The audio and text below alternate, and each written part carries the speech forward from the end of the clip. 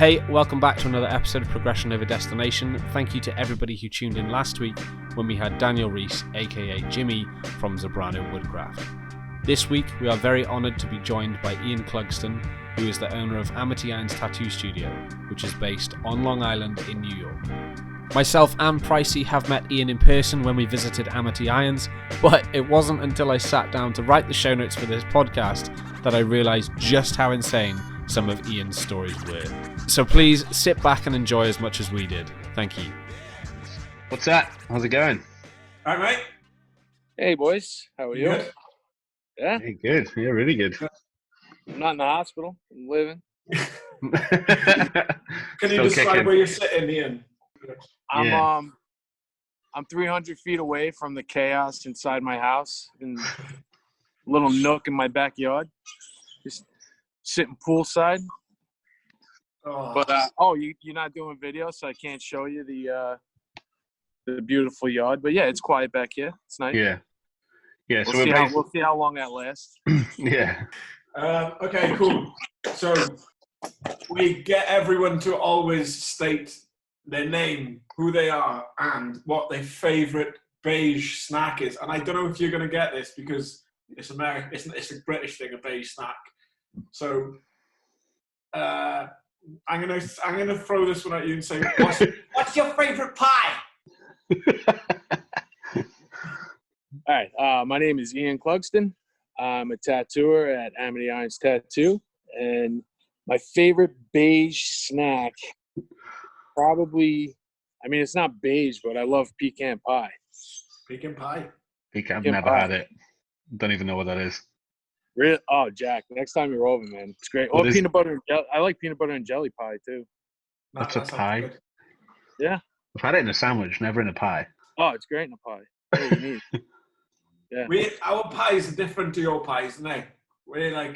We put meat and... Yeah, meat pies. You Yeah. have meat pies. You have meat pies as well. I've had a chicken pot pie, but it came out of a little cardboard box, like one of those Amy's deals you throw in the microwave for a little bit. But Yeah. yeah, we don't really do meat pie over here. I mean, we call people meat pie. What does that mean? You know, what's up there, meat pie? You got a fucking problem? How many times do you use that in the shop? Twice a day, at least. Weren't you with your kids today in the shop? No, yesterday. Holy shit. Right. What an experience that is, man. Because you can't go to the hospital right now, you know? Yeah. Like, I got cheap labor. So I'm using 4 of my kids to help me do construction at the shop. I'm like, my son's swinging a hammer at my daughter. There's nails flying all over the place. I'm yelling, we can't go to the hospital. Like, you know. No accidents? No, thankfully. Not yesterday. Yeah. Tomorrow's a new day. We're going to jump into our first question for you, Ian. And it's basically, how did you start your business? How did you start Amity Irons Tattoo? How did I start Amity Irons Tattoo? I wasn't really ready to do it when it happened. I had been working at like a private studio with this guy Keith, and we had a little bit of a falling out. Nothing too serious, just a difference of opinions on some stuff. And I just couldn't see myself going back to some of the shops that I had worked at before, which are really the only shops that I would have worked at. Yeah. And I thought the next best option was to maybe do my own thing. I looked into maybe doing another private studio, but I figured I'd get lonely. Yeah. So, figured out my money situation and then kept tattooing at another place, saving money over there for a little bit. And when I had the money, I found a space close to home. That was important for me too, was to be close to home. Yeah. Is that the shop that me and Pricey visited, or is that a different one altogether? No, it's that shop. Amity's always been there. Yeah. In that location. Cool. Yeah. And how long ago was that?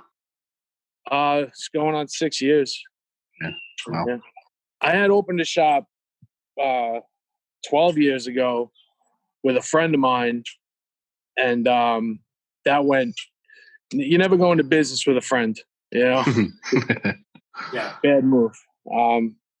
you know, that shop's still around. I left, and you know, but this time I did it right. I did it my way, you know. On your own. So you went solely into this on your own. Yeah. Well, it's never really on your own because everybody you live with is kind of involved in that. Yeah. Yeah, I'm feeling the brunt of that at the moment because I'm working from home and going to work as well. And Kelsey's like ripping her hair out, like spend time with me. I'm like, I got some work to do here and I got some work to do there. So it's really busy. What's that? I'm finding I'm really, really busy. I'm keeping myself really busy with what's going on. I'm like doing more online content with obviously Jack, and I did like a tutorial for some kids about how to draw a swallow this week. Which is cool. So I'll send you that link. You can try it out with the kids. Yeah, that'd be great. I'm always looking for stuff to do with them. Yeah, man. So I found that I'm busier, if anything, and I've got a neater house. I think everybody's got a neater house right now.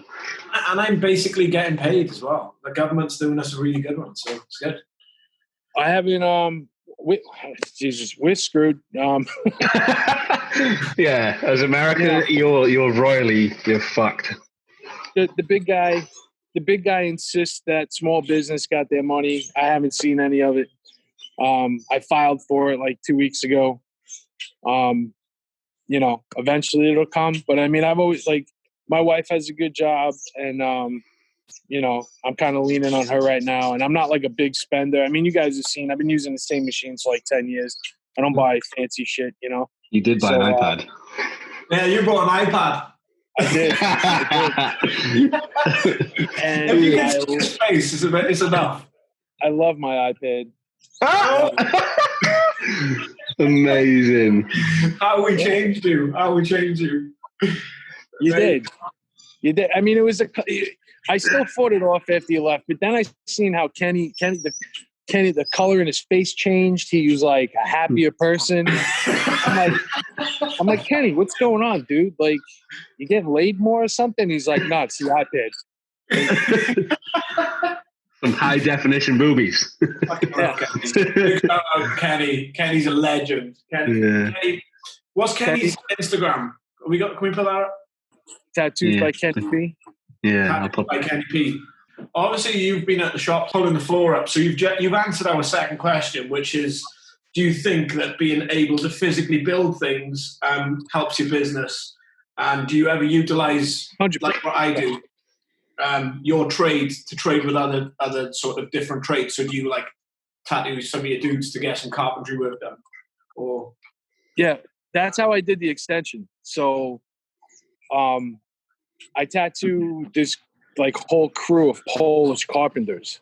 Yeah. And when I bought the store next door and I needed to blow that wall open and put the header in and stuff, I can't do that. So I reached out to them and I traded. I did like 2 sleeves. Yeah. And I got all the electric done. I got the wall blown out. So basically how the shop looks now, I traded for that. Swap for swap. That's amazing. Yeah, that's the way I kind of work with a lot of things as well. Like got someone like going to do the front of the shop for me soon, so it looks like a really old traditional shop, and put like old school like wooden sort of like a facade on the front.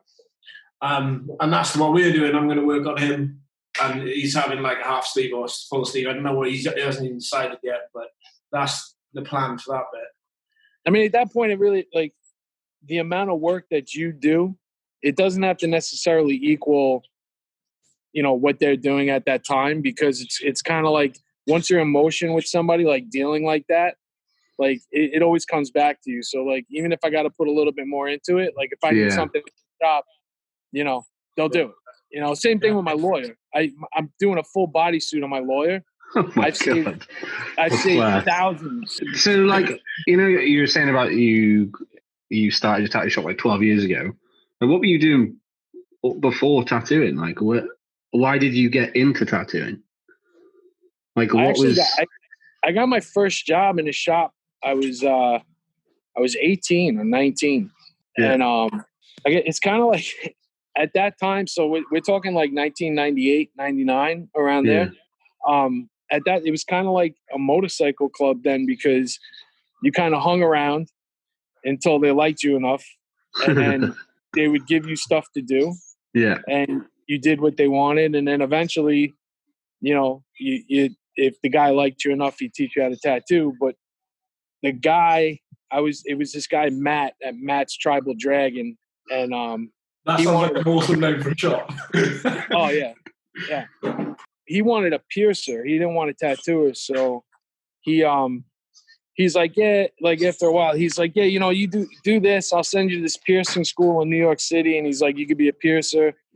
And I was like, you guys know me. I'm not like a huge fan of that stuff. So yeah, I was like, I guess if I got to do that to get my foot in the door. And then my girlfriend got pregnant, and my dad was like, well, you can forget that other shit. Like, you got to get a real job now. So yeah. I was a steam fitter for a few years in the city. I went into the fitters, which was a union job, and I was doing that for a few years. And then about 6 years later, so like 2005-ish, I hated it. And a buddy of mine was working at a tattoo shop, and I'm like, listen, why don't you talk to that guy, your boss over there, and see if, he's looking for anybody, like maybe to apprentice or anything like that. The guy's name was Billy DeLusso. He's still one of my favorite people in tattooing. He's been doing it forever, and he's like a half mobbed up crazy son of a bitch, like used to make me fight people in the parking lot. I'm not even kidding. But he was like, yeah, he's like, work in the city during the day and then come here and work at night. Holy shit. So I'd be on a 4:45 a.m. train to Manhattan. Yeah. I'd work with the fitters all day, take a train back to Massapequa, where I live now, drive to Merrick. This was like 3:30 in the afternoon, and then work at the shop from 3:30 till midnight most nights, and then go home, sleep for a couple hours, get back on the train. I basically did that every day until he was letting me do some tattoos and event. After a while, I got a little busier, and I kind of eased up on doing the pipe. But it was great that I did that, because I definitely learned a work ethic doing that. What was that work ethic though? Was that just like balls to the walls, just fucking head down, just get shit done, do as much as you can and learn as much as you can? Was that? Well, that's kind of how it had to be, because at that time I had 2 kids. I was a single dad. I had full custody of the kids, so they both lived with me. Yeah. And the mom she wasn't even in the picture. I don't even know how are the fucking mosquitoes out right now? What the fuck?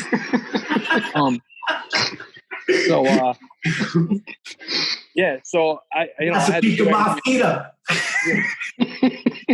So I had to do everything I could to try to make some bread, man. So, and then I always had that to fall back on. So like when tattooing, like when the other business fell apart, I needed money. I went back to the union. I was doing pipe and then tattooing at night again. So you're gonna have to explain to me what doing pipe means, because to me that either sounds like you're on meth or you're noshing dudes off. I don't know what you guys are calling, like plumber? Pipe fit. A pipe fit? No. There's plumbers and fitters don't get along. There's an old joke. What was the joke? What's the difference between a plumber and a fitter? A plumber puts his face where a fitter puts his ass. We did like like the big fire protection pipes, sprinklers, stuff like that. Okay, like the big steamy pipe. Yeah. In the middle of okay. Because when I saw that when I came over to New York, I was like, this is insane. Seen it in Spider-Man, like the giant steamy pipes, and I was like, oh my god. Yeah. Nah, that was a hell of a job, man. That was it was rough. It was hard labor. Yeah. Good. It was good for me. I needed it. It kept me from doing dumb shit too, because listen, when I barely got out of high school, and then like when I did get out of high school, I was hanging around fucking tattoo shops in the mid-90s.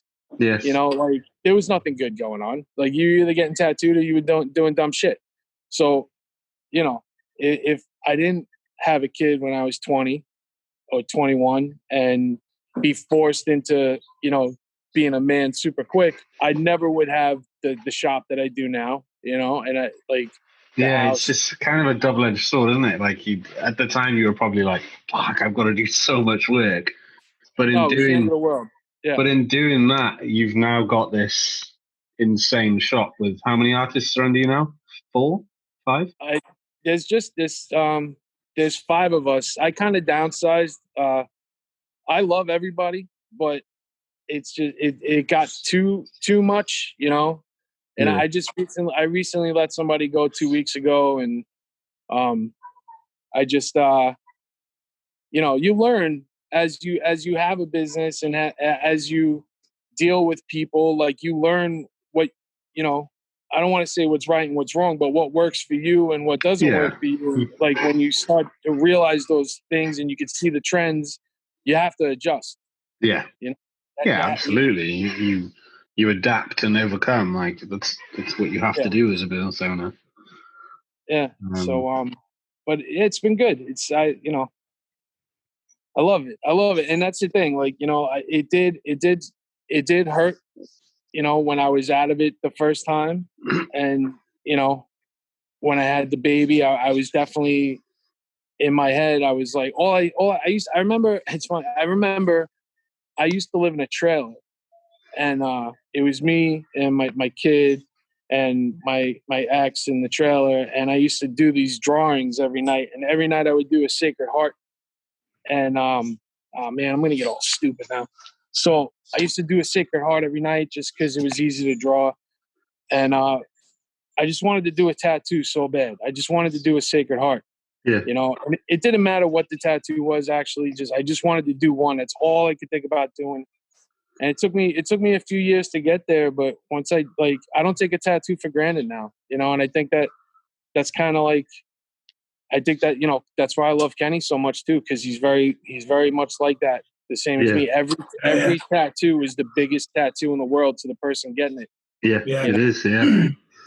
That's why I think me and you get on so well, because when I come over, you're always like, "But we don't do that shit in the shop," and I'm fucking doing it because that's what's got me here. Wait, I say what? You said to me last time, we don't do that shit in this shop about that car that I did. And you were like, and you left me to it. And I did it. And you were like, fuck, you blow my mind with that. And I'm not used to doing those things either. But it wasn't a fact that you didn't want to do that stuff in your shop. It's just, you've not got anyone that does that sort of style of stuff. Because. Well, yeah, if that's the thing. And that's, we won't do something we can't do. So obviously, if somebody comes in and listen, if there's guys who do portraits that they're incredible. I'm not going to go and try to do someone's grandmother on their forearm when Justin Weatherholtz is 5 minutes away doing the most beautiful portraits I've ever seen. I'd love to tattoo you, but you're going to get a better tattoo there. Yeah. It's just acknowledging your skill level. I've noticed that a lot lately. I've basically ruined my embroidery machine. I spent probably shy of 10 grand on an embroidery machine. And I had a massive sense of pride when I got the machine. I was like, I'm going to learn how to digitize all the stuff that goes into it. Long story short, the last year, this machine has slowly been getting torn to shit with how much crap I'm running through it.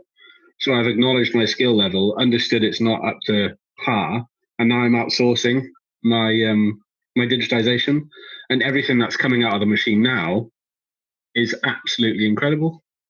So you just acknowledge your skill level and put it to somebody else, or send them somewhere else, in the most polite way. You have to do that sometimes. Sometimes you have to give up money to make money sometimes, because for every bad piece of work that comes out of the shop, 100 people are going to know about the bad thing. For every good thing that comes out, maybe 10 people. So it's definitely risky to try to do something that you're not going to knock out of the park, especially now it's so competitive. It's it's fairly easy to open your own business. So there's tattoo shops everywhere. And I'm sure Jack, what would you do? I know on Long Island, there's a ton of guys doing that stuff, you know? So like, it's competitive. And if you're not at the top of your game all the time, yeah, it puts you, you know, behind the eight ball. I think we're quite fortunate down here. There's 3 other screen printers that I know, and all of the other competitors, so to speak, they all offer different kind of services. So one is like mainly focused on school uniforms.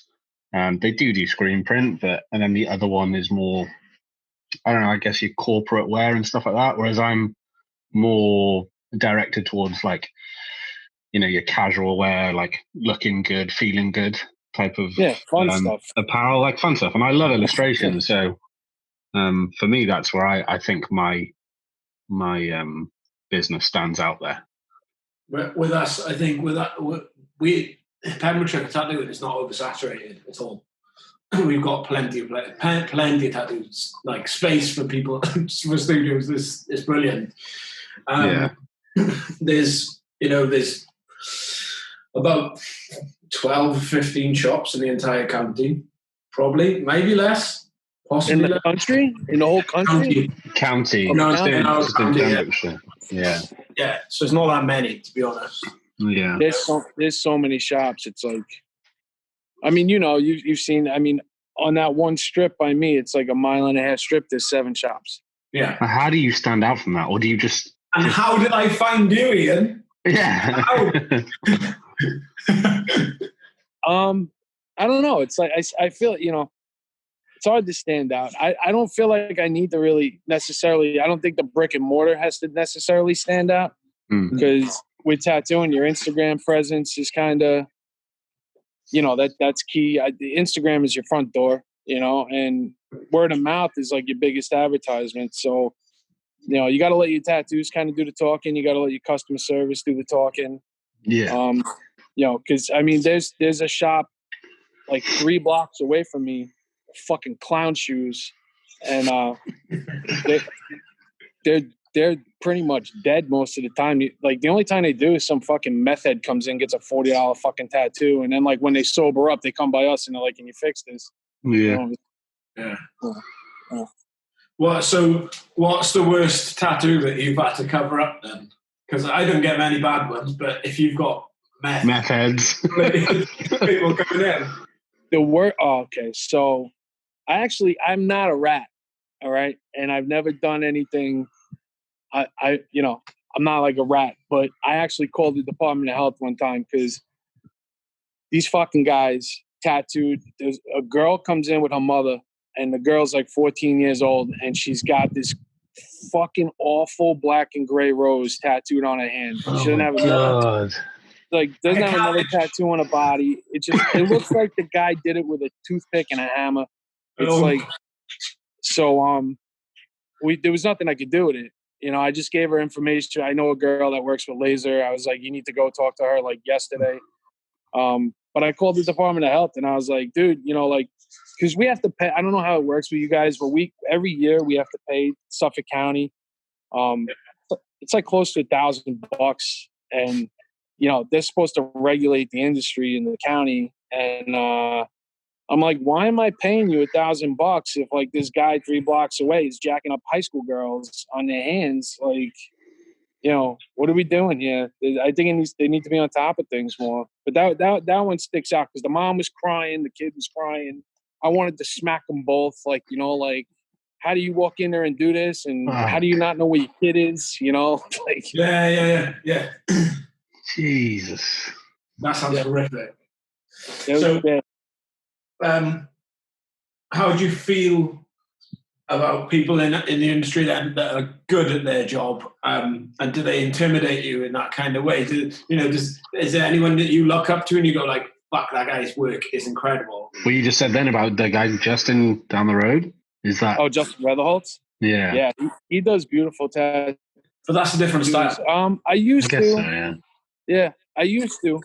I mean, the guy. It's funny because you know I hear the kids in the shop. They you know, they talk about all these tattoos around now, and like they do great work. I love their work, and like a lot of them,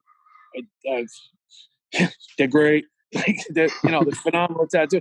But the guys I look up to, that they're like older than me at this point, like Tim Hendricks, and part of the reason that I always kind of looked up to Tim Hendricks was because, he's probably 10 years older than me, around there, but he kind of had a family and had his stuff together back in the day. And I remember thinking, how the hell am I going to shuffle being a tattooer and a dad and a tattooer and a husband, So it was a lot of the guys that that had that kind of thing figured out. Like Ron Bianco was a guy that I worked for. He has sons and a wife, and he was like the first guy that had like his own house that I knew. Like he wasn't living in an apartment or anything like that. So he was the first guy that like that. He was the first guy that like managed to get somewhere and like earn enough money to get a house through tattooing. Yeah, like that I personally knew, because most of the tattooers that I knew, I worked for this guy John that lived in the shop, and the only time this dude had a ton of money, he just didn't have it together. The only time he would really leave the shop was to go to a hotel and bang a hooker. Like, Jesus Christ. Like, you guys have such a it was different, like this one guy I worked for, Keith, he lived like in a loft above a mechanic's garage. So like I went over his place to help him move stuff one day, and it smelled like, engine oil and like car vapor or whatever. Like, so I always kind of like looked up to the guys that had it together, that weren't divorced, that were in their kids' lives, like, which at that, I'd never been intimidated by anybody. Like I knew where, I know where guys are in the industry, and you keep tabs on everybody. You're not really intimidated, but you know where everybody. No, I don't even care. Like, I don't even, like, listen, there's enough tattoos to go around. I think. I know some guys are like, they get really pissed off if you tattoo somebody that, they've tattooed, and it's like, bro, you're fucking tattooing right now. Shut up. Like, I never got that about tattooing. It's like any other job, just, if I was ever intimidated by another tattooer, and I used to do a lot of conventions, and so I used to do them with this guy Jay. You guys watch Ink Master? Yeah. As he does. Remember Gentle Jay? Yes, I think so. Long hair, crazy metal dude, like Gentle Jay. Yeah. We used to travel around and do conventions together, and he was like obsessed with Jack Rudy. So, but it's not cheap to get tattooed by Jack Rudy. And where does he work, Ian? What's that? Jack Rudy? I follow him. Was he on Instagram? He's in LA. He used to be with Good Time Charlie's, and then sometimes he tattoos in Jersey at this guy's shoes place. Yeah.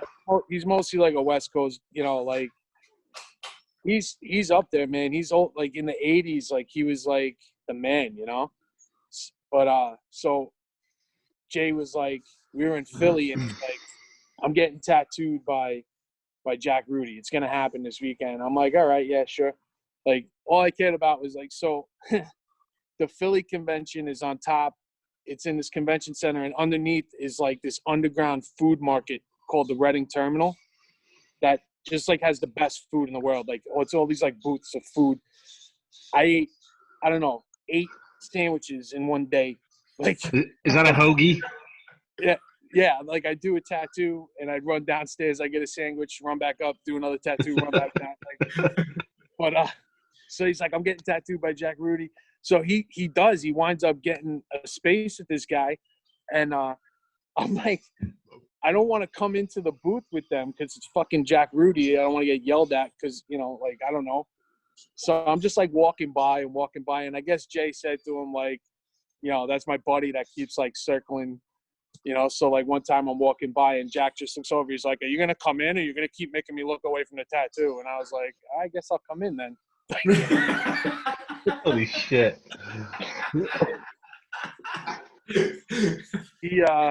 Yeah, that was probably because it's fucking Jack Rudy. Like, he's the guy. He looks the part. Like, yeah, bells and whistles. Yeah, He's got everything. So like, is there? So like, talking about like Jack Rudy, is he on like such a level that you couldn't approach to? Like, can you collaborate with other artists within the tattoo industry? Like, is that a thing? Is that frowned upon? Is it something that you do? Like, or how would you do it?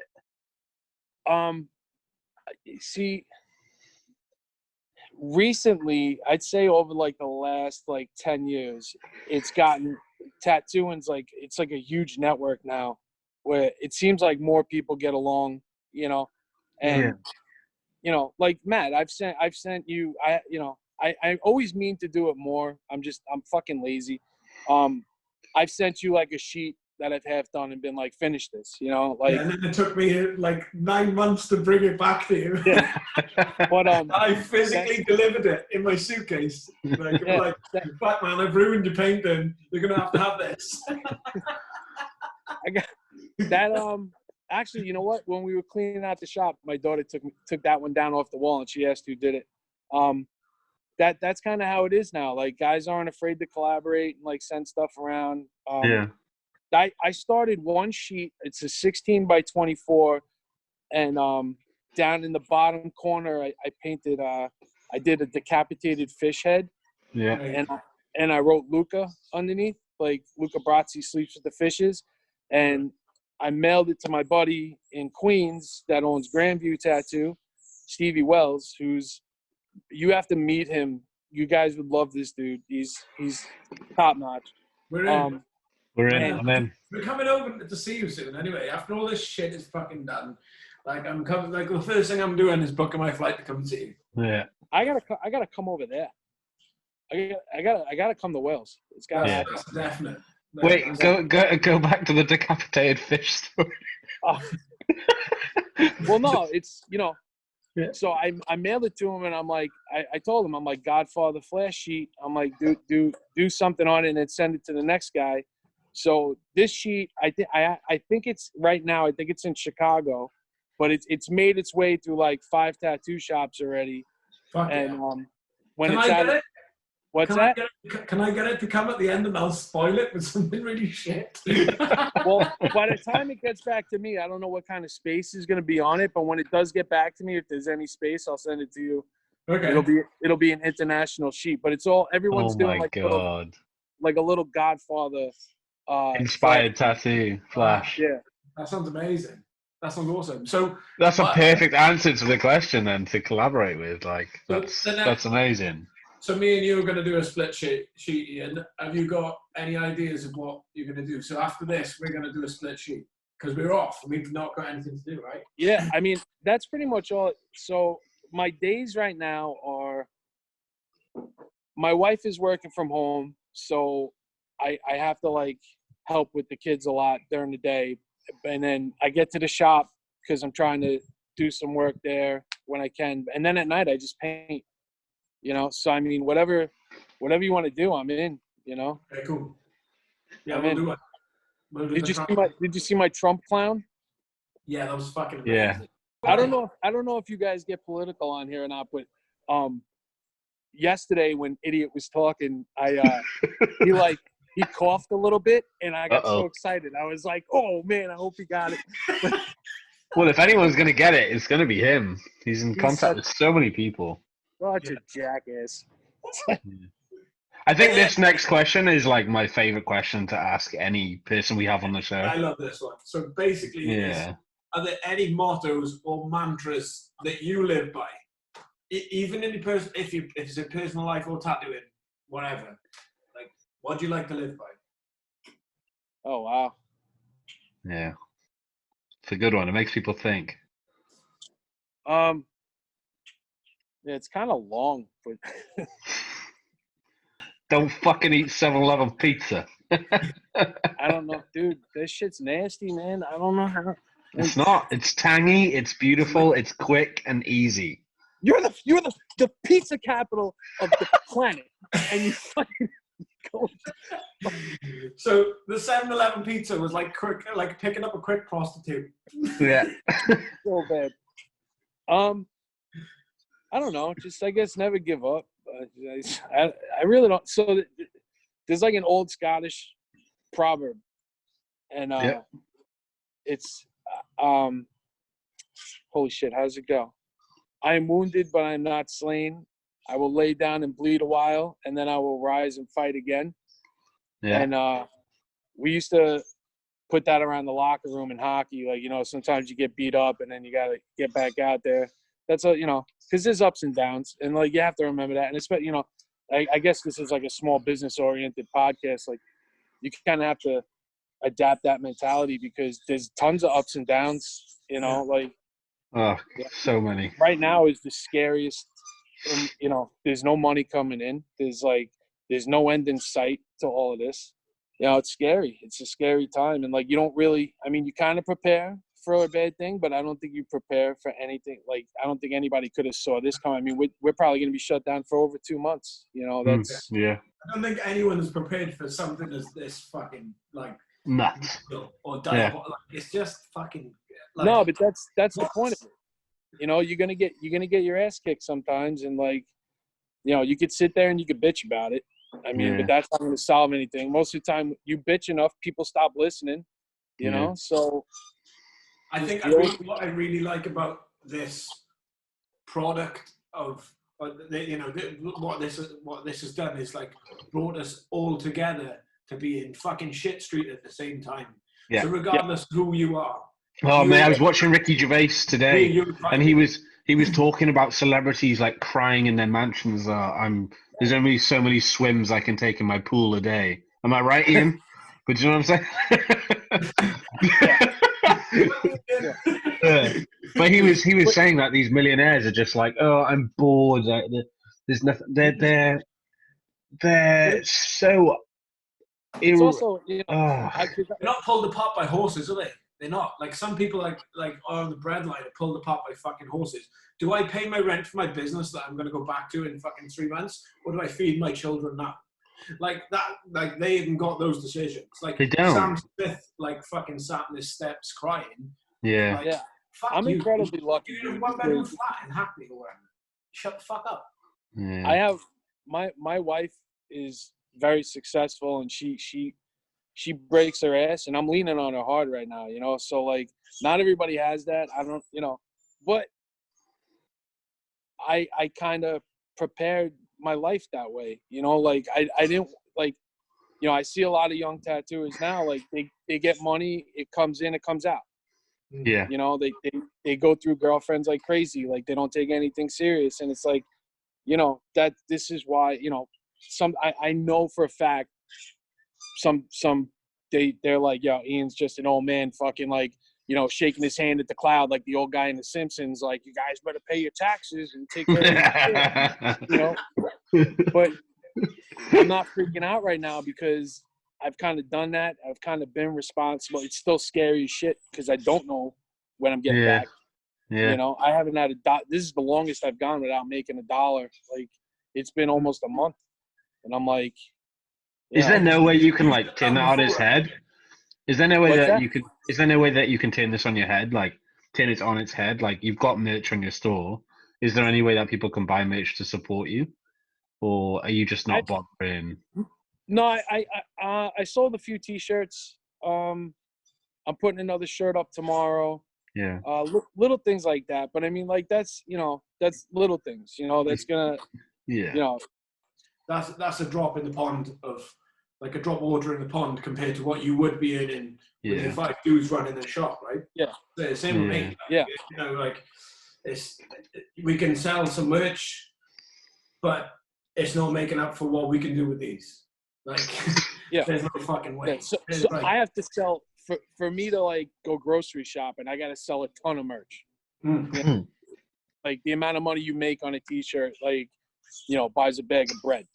You know, like, I got to go shopping. I got to sell 40 shirts. You know, so I got 5 kids. Whereas I do one tattoo, and I'm good. Like, I can go to the grocery store and we're good to go. You know, so it's like, you know, but you know, I mean, right away they were like, oh, we're going to bail you guys out. There's $2 trillion for small business. We're going to help you guys get that money. I applied for it that day, and I haven't gotten word back. I haven't gotten an email back. I haven't gotten anything. Keep the faith, man. Keep the faith. That's it. But, the thing is like, like I said, like I could sit here and I could bitch about it, but instead of doing that, like I have some credit in the store, that I built up. So I'm using that to make some changes at the shop, dress it up a little bit. It's been 5 years. I haven't touched anything. It's just kind of. I can't wait to see the new floor, man. Yeah. Yeah, I'm psyched. I mean. And child labor's super cheap. You know what? As long as they don't get hurt, because, if they get hurt, we got to go to the hospital, and then we all got corona, and I may never go back to work. Like, yeah. Oh, dear. Pricey, you said something probably about 5 minutes ago saying Pulled Apart by Horses, which is a band. So, like, I thought that was quite... I don't know if you did that on purpose, but it was super sneaky of you there, sir. I did do that. I did do that on purpose. You did do that on purpose, yeah. I honed in on that. So the next question would be music, Ian. Like, I'm gonna do something for Ian in a minute. I'm gonna say that this is Ian's favorite sound. Okay. Yeah. Is that the sound that inspires you most? Sounds like money. Amazing. And, music? Yeah. Like, what's my favorite music? Right, you're not going to answer. I'm going to say Black Sabbath. Go. I'm going to say Led Zeppelin. Look at him.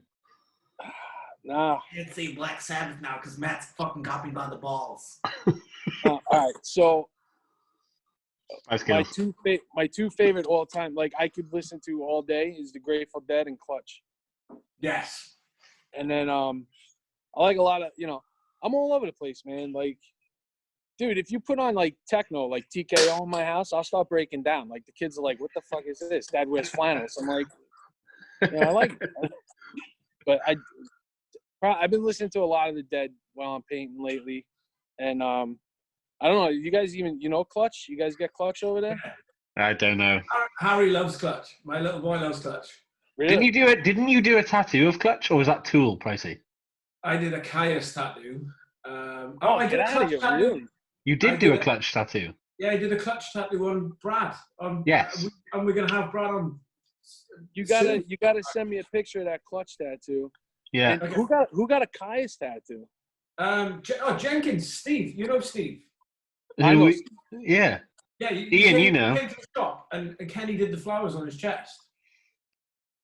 And he has a Caius tattoo, really? Yeah. Not the last time. Yeah, he had it on his leg while he was at your shop. All these Kyle's tattoo guys coming over here hiding them. That's a great band. So Slayer, you're big into Slayer as well, aren't you? Are you big? I can imagine you like going down the street and just shouting Slayer at someone with like rock hands. No, I've seen Slayer a bunch of times. Like, I don't know, man. I'm old now. Like, I just like to chill. Like, when I was younger, I'd drive around listening to Rain and Blood and like yelling at people and like old hardcore shit. Like, back in the day, I was in a hardcore band for years. I really want to listen to this hardcore band. What? I want to listen to your hardcore band. Oh, you'd love it. It's terrible. It's good. Get a lot of breakdowns, like New York City style. Like, but that was like 25 years ago, man. I'm old. How old are you guys? You guys are youngins. I'm 32. I'm 30. You young bastards, man. What are you? You're 10 years older, right? I'm 42. Yeah. I'm 42. I'm closer to the end than I am to the beginning at this point. Oh, shut up. You're only as old as the woman you feel.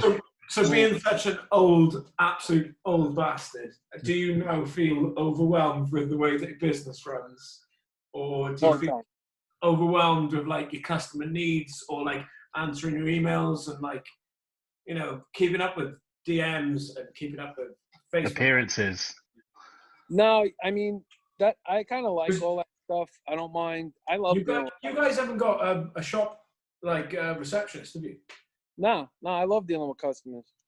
I like meeting people, you know, like I don't really like a lot of people, but I like meeting people. I like hearing what they have to say, you know. I like hearing, you know, I always like that part of it. That doesn't, I mean, what overwhelms me, like, I mean, I love my crew, but I feel like there's kind of like a juggling act that goes in with that. Like, that's kind of the stuff like I never really thought of when I said I was going to open a bigger shop, you know. You're pretty much the father of that shop, though, aren't you? You're like the that's father of 5 tattooists as well as 5 children. It sucks because, you know, and so I really like everybody, you know, like I really do. And like, I have a real hard time drawing that line between being friends with somebody and being their boss. Yeah, same. And same you know, sometimes I have to do it, and it takes me a while to get there. Like, I'm really bad at it. Like, and I'm the first to admit it.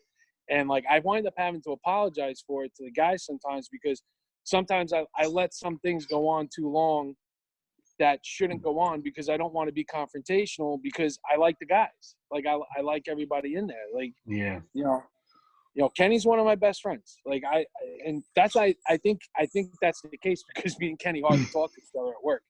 You know, like we talk outside of work a lot more than we do at work. Yeah. But that's the part that gets a little rough, is like, you know, you're dealing with a lot of different personalities.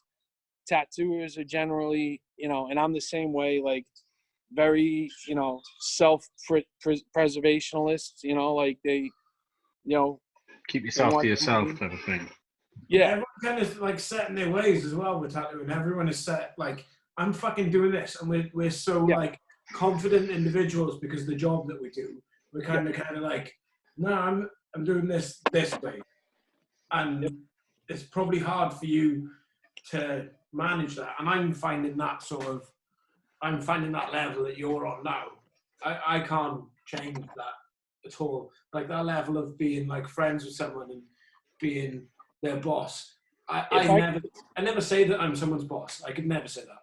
If I could give you any advice, man, it would be to get over that quick, because I'm not gonna say his name on the podcast, but I'm sure you both are gonna know who I'm talking about. But you know, there was somebody that he was with me for a long time, and I love this kid. Like, I love him. I still do. Like, I miss him, and I feel bad that he's not with me anymore, but I feel like it's partly my fault, because I had it on that like older brother, little brother, best friend, go out drinking, hanging out all the time level, to the point where he didn't think there was any consequences for anything, and I could never correct that. You know, and it eventually got to a point where I was like, you know, you got to go, and that sucked. And like, part of the reason for that happening, I mean, it's a 50-50 thing, but part of the reason is because I wasn't a boss. You know, I was just a dude at work. Yeah. You know, and I find that really hard, like drawing that line between boss and friend in work, because both the people that I employed are both my closest friends. Like, so it is hard, and they like have suggestions, and I'm like, yeah, that's really cool. But if I don't feel like, if I agree with it, I don't feel like I can say, although like I'm the runner, you know. Yeah.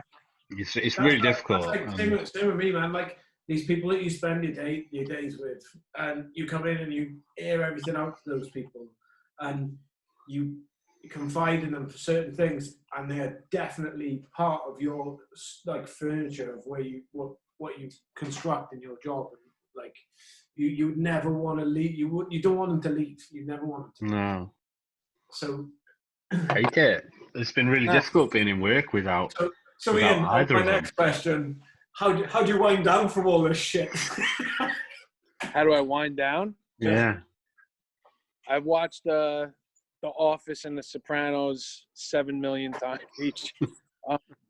Well, no, I mean, so Coach, tell us about your hockey. Yeah, you're a hockey coach, right? Yeah. Yeah, I coach a high school hockey team, and I play hockey. I've been playing hockey since I was like 3 years old. That's kind of what I do. You know, when I'm not working or with my kids, is like hockey's kind of like my bubble. Once I walk into a hockey rink, it's like it's weird. Like I don't even think about anything else. It's, you have to take me next time I'm over. I really want to play a game. What's that? I want to come and play next time I'm over. Yeah, I mean. Yeah, when me and Kelsey were over, we went to see the Islanders versus the other ones, the Rangers. Did you go to Barclays or the Nassau Coliseum? We went to MSG. Oh yeah. Oh, Rangers Islanders you went to. Yeah, we went to Rangers Islanders. I managed to get tickets for me and Kelsey, and so Greg and Rach and me and Kelsey. So me and Greg conspired together behind the scenes, and then we went to a pub in like a bar in like by the I don't know, in downtown New York, and we surprised the girls with tickets to the Islanders Rangers, and it was absolutely phenomenal. Yeah, I live on the island, but I'm not an Islanders fan. I'm a Rangers fan. I grew up in the city, so. Islanders have like the best. Islanders have like the best merchandise. Rangers, it was good fun. No, I'd agree with that. The Islanders they got better merch. Now that they play in Brooklyn, that Brooklyn gear it's crazy. So the high school team I coach, we played for the state championship this year, and they were going to shut the tournament down because of all this stuff going on. So like the weekend before this happened, I went up to Rochester, New York, which is 8 hours away from here, and it was, I don't know, -5 degrees up there, freaking cold. But we got it in right before they shut everything down. Like, how do you get off? You win? Third. No. That's good. Nice. No, it's tough. It's tough because, I don't know if you guys, like, the upstate New York is a different animal than Long Island. Upstate, they're like farmers. They're like all big, so we go up there. We're a bunch of surfer kids. Just get pounded to shit up against the side. Those kids were all chewing tobacco. And like, we are cutting our usual question on number 10, which is there anything in the pipeline? There has to be something in the pipeline. You have to. Has you got anything in the pipeline in the next couple of months, Ian? Or I do. Is it... I do. So there's a space in Massapequa that I've been talking to somebody about possibly taking half of the space and using. Moving shop. Having another. Oh, sick. Yeah. So, but it would be a little different. So, like, this is like in a village, so it would be a little smaller, a little bit more low key. Yeah. And I don't have all the logistics worked out, but I wouldn't be hiring anybody new. It would be the crew I have. From, and then they work from that vicinity. Yeah, like kind of circling through, like doing both shops. Because it's in a nice little area, which would be fun to work at. A lot of bars and restaurants, So working on that, hoping that works out. And then this is non-tattoo related, but I just got a coaching job that pays me like really, really well. And I took that. But that's got some travel involved. So like I used to do that, the travel hockey deal, but I stopped. But now the money in it is too good. I couldn't pass it up. Yeah. So that's are you going to be the next John Candy of hockey? I don't get the reference. Yeah, like feel the rhythm, feel the rhyme, get on up. It's bobsled time. It's Clugston time. It's Clugston time. The bobsled team. Yeah. What's a bobsled? What the hell is it? Cool Runnings. Cool Runnings. Yeah. Oh, so me and Kelsey watched it the other night. Your mantra should be, I see pride, I see power, I see badass mother that won't take no crap off of nobody. Let's talk about the Tiger King. Let's go back to where I said, would you like to collaborate with anyone? Would you like to collaborate with the Tiger King? I would love to. You're going to hate me for this? I'm out. I'm out from all of it, man. He's a fucking weird bastard. Have you watched it from start to finish, Ian? Yeah. How good? Apparently, so weird. There's another one. There's another one coming out. Another episode getting released. Yeah. About Carol Baskin and how her first husband was fucking Jeff Lowe, motherfucker. Hey, they're all weird, and he's equally as weird. They all need to be fucking locked up. It's Oklahoma. They're not that weird, man. They might be weird to you guys. What? Like, I lived in Florida for a year, man. Those fucking people are everywhere. Like, those are regular fucking people in the southern part of this country. Like, they're just like that. Like, that's normal. That's not fucking normal. I hate to break it to you, but it ain't fucking normal. It reminds me of, like, listen, of Dog the Bounty Hunter. It reminds me of really shit. That's what I'm saying. I used to want to be a bounty hunter. Well, because of dog. No, not because of dog. Just because I thought it'd be cool. Do you see yourself doing anything else then? Did I see myself doing anything else? Yeah. No. I mean, I'm pretty happy. I mean, I don't know, porn star. How do you think the wife would feel about that? And the 5 kids. Oh, she fucking hate it, man.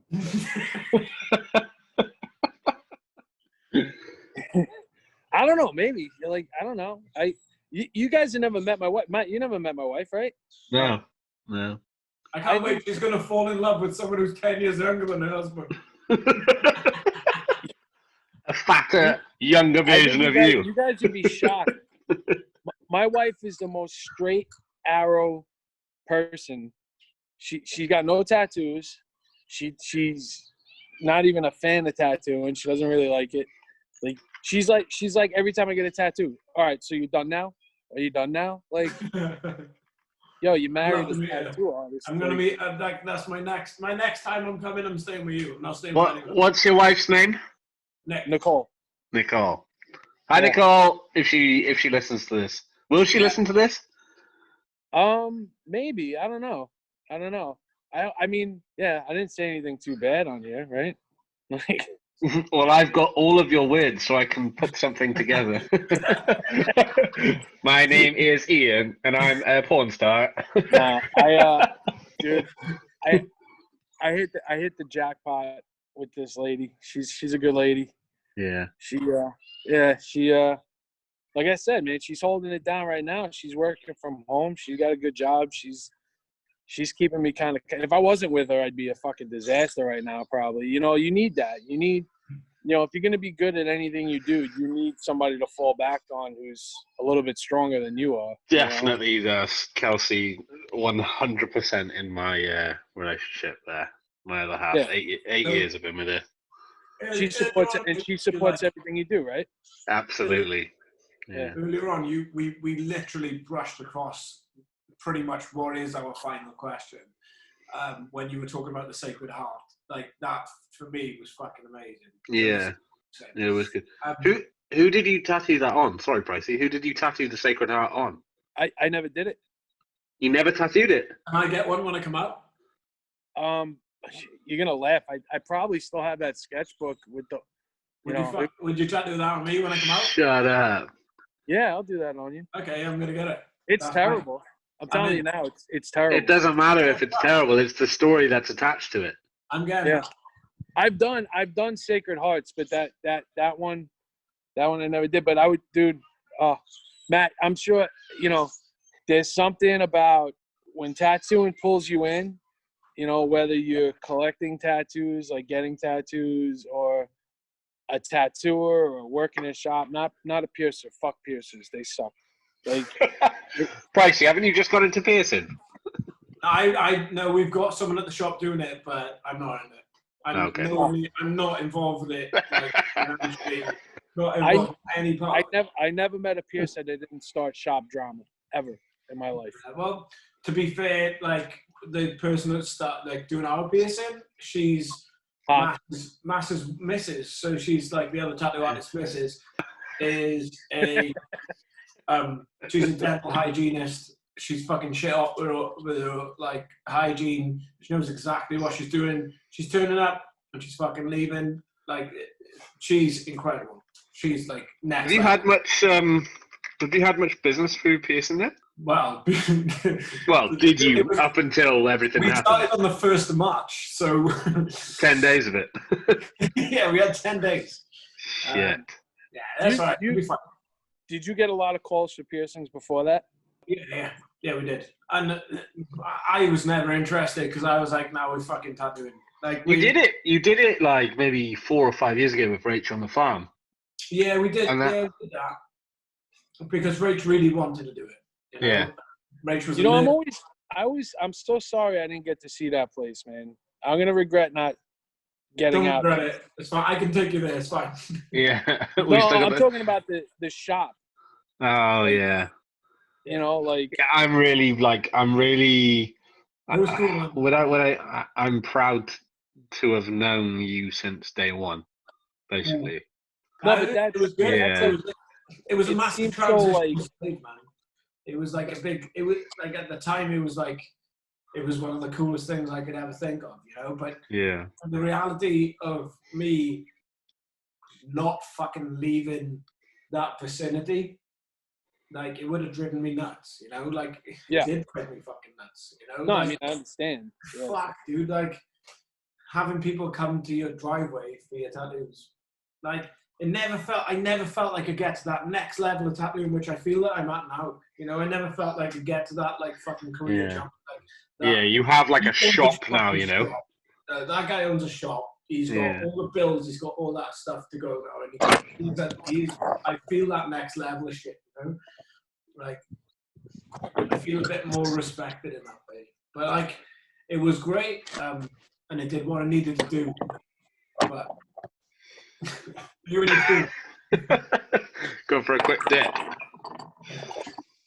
Yeah, so it kind of of reminds you of like my lawyer, this guy Mike. I'm like, I became really good friends with him, and like we talk about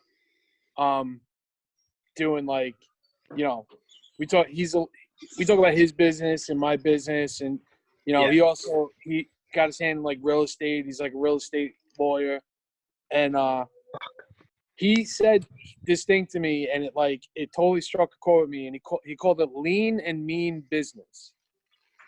And what he's talking about is kind of like, it reminded me of that shop you had on the farm, like the butcher house. Low overhead, just as little as you possibly need to get the job done, so that you can maximize the amount of money coming in and like lower your stress level. Yeah. And like, massively. Yeah. And that's like, you know, all the stuff I'm doing in the shop right now, like kind of scaling it down, shrinking it, like, you know, organizing, like it's with that kind of, with mentality. That phrase in mind, like lean and mean. Working, you know? smarter, not harder. Yeah. Yeah. Trimming the fat. Well, I got to trim the fat. Let me tell you, I've been eating like a fucking pig over here. Same here, dude. It's horrific. I'm amazing. I'm eating amazing. I've got like a veg box that gets delivered to my house every fucking week, twice a week, and I'm eating veg. I'm preparing food. It's amazing. Really good. I went through like a pack of Mr. Kipling French Fancies in like sub 2 minutes. Right, so this, like I said earlier on, you kind of brushed upon this question earlier on about the Sacred Heart, but are there any personal life-changing moments that you feel have defined you and, like, within your job? And what did you take from these situations to progress you further in yourself and to get you to your current destination? What have you been through in order to mold you into the person you are today? Like, obviously you had the kid at such a young age, and like that has obviously molded you. You had to be molded into a man a lot quicker than you expected to be. But was there anything else that really stuck out for you?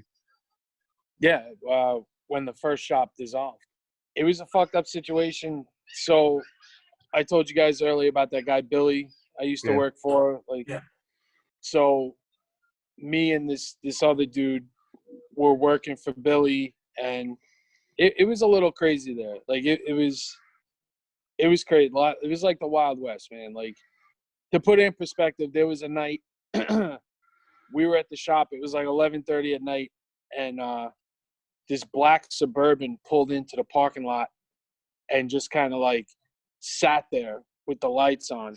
And Billy went and he got a bunch of fucking shotguns and handed me a shotgun, and this other dude, Jeff, that was there, a shotgun. And he's like, let's go. And we all go outside with shotguns, and he walks up to the car, and it's like these two old people that were lost looking for directions. Holy shit. He's like, yeah, this guy in Brooklyn owes me like $21,000 or some shit. Like, I didn't know what was going on. I'm like, holy fuck, you know? So we had to get out of there. So we pulled our money together and we opened the shop, which, funny enough, is only about 800 feet behind my house, like that way. Wow. It's the shop's not there anymore. It's moved, but that's where it was. So we opened the shop together and we had it for like 2 years. And then I'll admit, like at the time, I wasn't really doing like good tattoos. I was doing pretty shitty work. And, you know, I was single. I was fucking around a little bit. Like, I didn't have my head in the game the way it should have been. You know, I'll take responsibility for what I do. You massively hit a nail on the head for me. Like, when you say that you were single. Yeah. Like, that is an incredible, like, thing when you're tattooing, man. Like, I don't like being single for more than a fucking week. And that sounds silly, but it's just like, no, because you need that focus on one person. Like, you got all these people fucking coming into you. Like, and it's just such a social. You're like, whoa, hang on, fuck you. No way. I don't want nothing to do with that. The thing is, it's like, it's real easy when you're a tattooer to feel like you're the greatest person in the world, because people are looking for you, and then, you know, they're giving you a lot of money to draw a picture on them, and then they're telling you how fucking great you are. So, like, when you hear it enough times in the day and you got, like, fat pockets at the end of the day, it's like, I can do anything I want. The trust, they're trusting you to put that image on them for the rest of their lives. You've already got that fucking built-up trust between you and her there. Yeah, but, you know, and then when, you know, you're single, you're going out, and, like, you still have that big head, and, like, you know, people are feeding into that. Like, it's real easy to, dude, if you want to get laid, be a tattoo artist, you know? Like, it's, you walk into a bar and it's like, I'm a tattoo artist, or like somebody points out that you're a tattoo artist, and everybody there wants to talk to you, you know, and everybody wants to be a friend, and like everybody wants to be your girlfriend. And but when you have someone to ground you and remind you that, dude, you snore really loud and like your farts stink, like you're not shit. If you just described me. But I mean, it's a fact, man. Like a person needs that. Like, but you really do have to have that. As bizarre as it sounds, if you would have told me, what am I 30 now? If you'd have told me 10 years ago that, you know, when I met Kelsey, like, that's going to be the girl that you stay with, and she's going to tell you, you snore really loud and your farts stink, I'd be like, nah. Let me just add to that. You're not allowed to eat cheese and stay in the same fucking bed because you. Funny story. I had cheese and beans on toast today. Guess where I'm staying? On the sofa. Totally worth it. Is that like a typical Welsh sandwich? Like, it's not a sandwich. Cheese and beans. You put baked beans on toast and sprinkle cheese over the top. You really I never thought I'd ever have to explain cheese and beans on toast. We don't need that. Over to Britain, man. I'm gonna give you so many stupid. Do you have baked beans in your supermarket? Yeah. So make them hot. Bread. You don't have bread like us guys do. They got bags of bread, whereas we have loaves of bread. Bread on bread. So put beans on the toast, put cheese on the beans, and eat it. It's very simple. Put it in the grill. Put the cheese on the beans on the grill. No, don't. No. Is that's like a regular thing you guys eat? Well, it's my staple diet the last 2 weeks. What kind of Heinz beans? Heinz. Fine. Yeah. They came straight off the lorry. Straight off the lorry. No, they came from the fucking truck, man. So, Ian, there are our questions. I've got one final question for you. Okay. God, I don't know this. Okay. You talked about shotguns earlier on. Has there been any blood spilt at your tattoo studio apart from, like, you actually tattooing? Well, like physical? Yeah. That's a yes. Yeah, Or dude. at another studio that you've worked at. Yeah. I mean at Amity there's been so early on there was a lot. It's kind of settled down. I worked at a place, John's Tattoo, which was in the ghetto. It was in Central Islip, and we were open 6 at night till 6 in the morning. So we worked overnight. The doors were where you said to me that, we were having a chat, and you said, I'll get you a place to go and work there. And you were like, you tattooed the Crips and the Bloods, right? That's it. You tattoo Crips, Bloods, MS-13, bikers. I saw a dude get so this is a crazy story.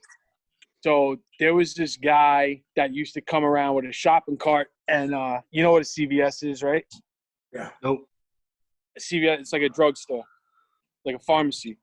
So he used to come around with a shopping cart, and he used to come in, and we would give him a list of everything we needed from CVS, and he would go there and he'd steal it, and we'd pay him, we'd pay him like $3 each, but we'd get like $100 worth of shit for like $3. And then there was another guy. Now this was the shop that my boss used to like stay in, So there was another guy that used to sell crack that used to hang out, and the shop was set up really weird. So the way the shop is set up, it's like you walked in, there was like a waiting room, and then I'll send you guys a picture. We tattooed in like these rooms that had like iron bars over the windows so that people couldn't get to you and rob you.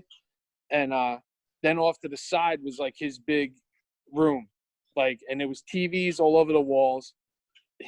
There had to be like 10 TVs on the wall because all the cameras inside the store. And then this crazy bastard, he went up and down the block and put cameras on the telephone poles so he could see who was coming, because he always thought we were going to get like robbed.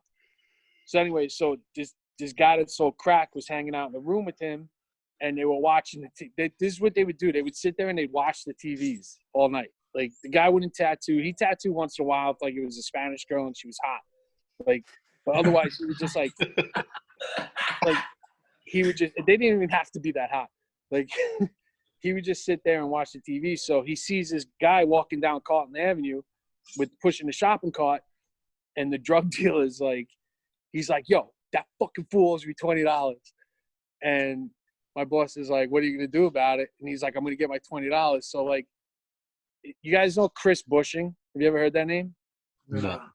He's like a massively famous tattooer now, huge, one of the biggest in the country. It was me, him, and this dude Whitey that worked there. So we see this dude, the drug dealer, jump up, and he goes to the front door. He's waiting by the front door, and the guy pushing the shopping cart gets by the front door, and he opens the door, and he's like, yo, come here. So the guy comes over. He's like, you owe me $20. And the guy's like, oh, I'll go get you something from CVS. He's like, nah. And he goes in his back pocket and he pulls out a flare gun and he shoots him in the face. What the fuck? This dude had a hooded sweatshirt on, so the flare got stuck in the neck part of the hood and was just flaring up on his face. And he's God. Laying in front of the shop in the little doorway with his face melting, and he's fucking screaming and going nuts. And it literally took a half hour for the cops to show up, but they kind of dumped him on the corner all screwed up, he was and then the cops come in and they're asking me, Chris and Whitey, they're like, so what happened? And we're like, I didn't see shit. I don't know what the hell you're talking about. My boss is barricaded in his room. They're like, well, where's John? He ain't even here. I don't know where he's at. Because you can't say, because you get shot in the face with a flare gun next, But that shop dude, it seemed like every night there was something. And then at that guy Billy's shop, like there was quite a bit of stuff that went on over there. But that was should we me and you do a guest spot there next time I come over? At John's? Yeah, let's do it. I told you, you could go do that. I'm not doing it. Like, fuck that. Straight up. Dude, I had that. There'd be dudes come in, right? And like, they want like a full sleeve for like $40, you know? And it's like, the minimum there was cheap. It was like 40, maybe even $40. But like, they'd want like a full sleeve done. And it's like, yo, I can't do a full sleeve. And they'd be like, well, how about you do the tattoo? And then we go to the Comac Motor Lodge, and you could just pick a girl and have her. And like, that's the kind of shit that was going on there. It was like not normal stuff. And my wife, we had just gotten married when I was. Is that where you met her, at the Cold Pea Poker Hog? Cutthroat. She worked down the block. She was a bartender at a restaurant down the block, and she used to like come in like late at night, and like I'd be nervous about her being in there like late at night, like, so she just stopped coming in altogether because it was like, it was nasty, man. Should we just go and visit that shop then next time, and we'll take in the daytime. We can go and visit that shop, like, yeah. I mean, dude, anything can happen. I think actually, so this girl was working for me for a little while, and like I had to let her go. I think she's working there now. Oh my God. Which to me is so weird, because like I just can't see a girl working in that shop. But you know, we could definitely go visit. You'll look at the outside and be like, I get it. I don't need to go in. That's definitely a flag into the face type of studio. Well, there's iron bars everywhere, and the neighborhood, it's like a ghetto neighborhood, man. It's like a bad neighborhood. Like, how far is that from Islip, whatever you call it? 10 minutes, 15 minutes. Shit. But I stayed there because I was literally making like $700 a night working there. Holy majoli. Yeah. So what happened was I was working at another shop, this place Lucky Sevens, and I was happy there. Like, I liked the guys. I was having a good time. And Nico Negron, who's another huge tattooer now, we were working there together, and he was friends with that dude Chris, and Chris asked Nico if he could pick up a shift, because the thing was at John's is you couldn't have a day off. You worked 6 days a week. If you needed a day off, you had to get another tattooer from another shop to cover your shift, which now nobody, you need a day off, you take a day off. Yeah. Nico couldn't do it, so I was like, yo, I'll do it. I had like a phone bill due. I remember like we just moved into our house. We just got married. We were in our house. We had like a phone bill coming up, and I was like, we're going to be late on the phone bill. Like, I'm freaking out because like, I'm like, maybe they'll turn the phone off. I don't know. Like, maybe they'll be nice about it. But just so happened that Nico was like, yo, go do a shift at this place, John's. You'll make a little bit of money. So when I heard a little bit of money, I thought maybe like $200-300, like a regular tattoo shift. And that night I made like $600-700. I'm driving home.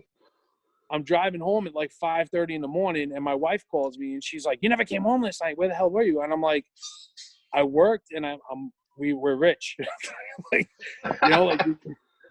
like we're gonna be all right." Like, the guy offered me a job that night. He's like, and the way he offered me a job was funny too. He's like, "You're a terrible tattooer, but you look like you can handle yourself. Do you want a job?" And I was like, "Yeah, I'll take it. I'll take the job, man." Like, and I think that is like a big thing to say about tattooing. What's that? Of being able to handle yourself. Yeah, I'd be the worst tattooist ever. Because I'd be so bad. You have to be really fucking ballsy. Like, I don't get it because I'm not down it like this way. It doesn't happen that much, But like, I would. The reason I want to come to these fucking places that you've worked at, and the places that you have seen, is because I want to be that fucking guy, right? And you want to take a flare to the face. I want to have the same fucking teeth that I've got coming out of Dude, it. You know? next time you come working down, I'll take you around. I'll take you to some places, some shops. The first year I was in there, like, we used to fight all the time in the shop. Like, we would fight each other. Like, when we were slow, we would just fight each other. Like, this dude Johnny worked there, and like me and Johnny was bigger like me, so we would fight all the time. Kenny and Frankie would fight all the time. Not like fight, like not like each other.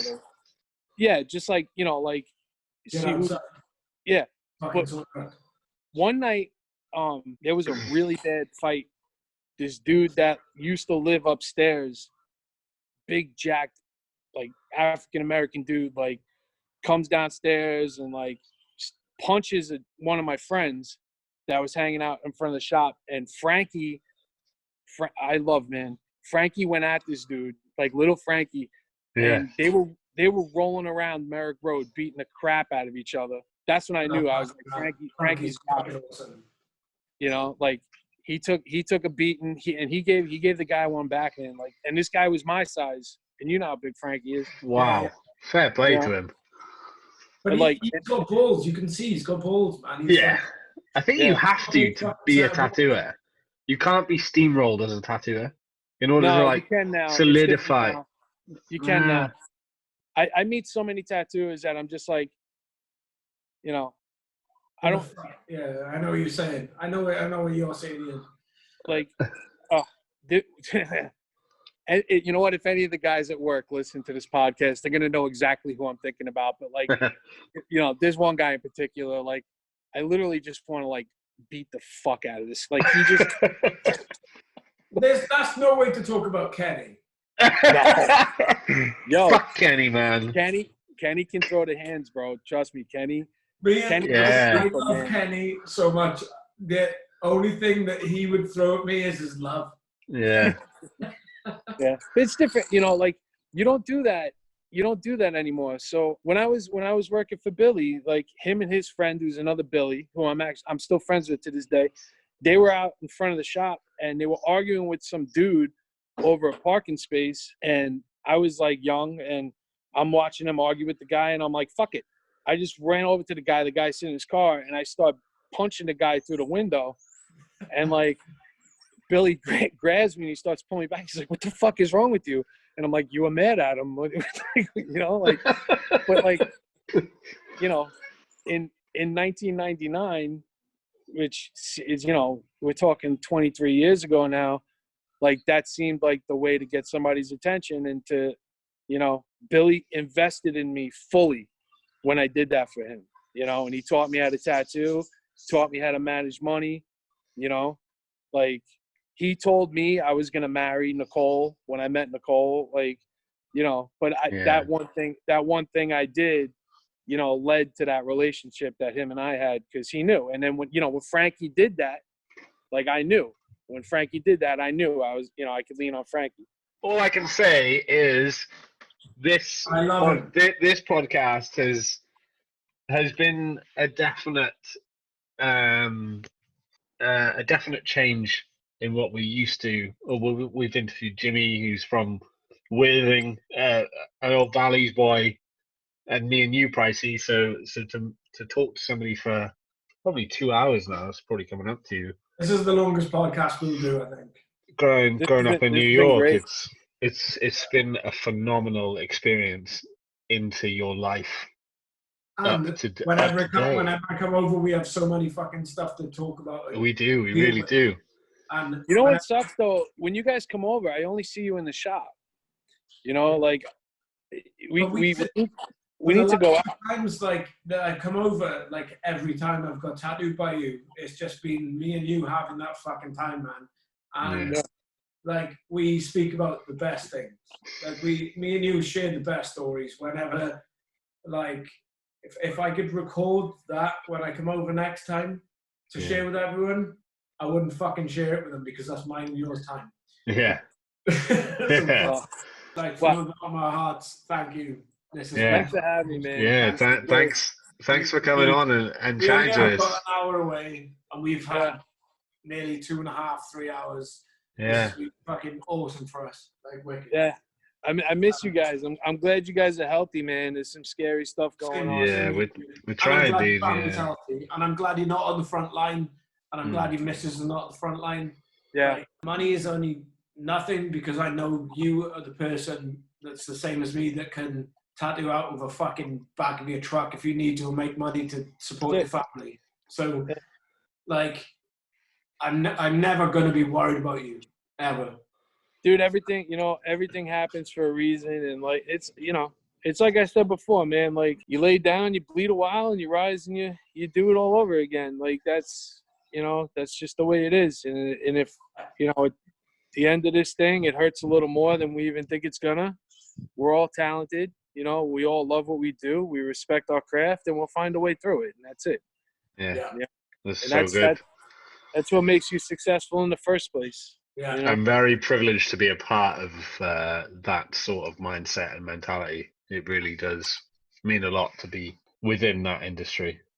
So we're going to come and see you in October, November. If we can. No, we will. Well, October's the best time to come because the Holy Black Party.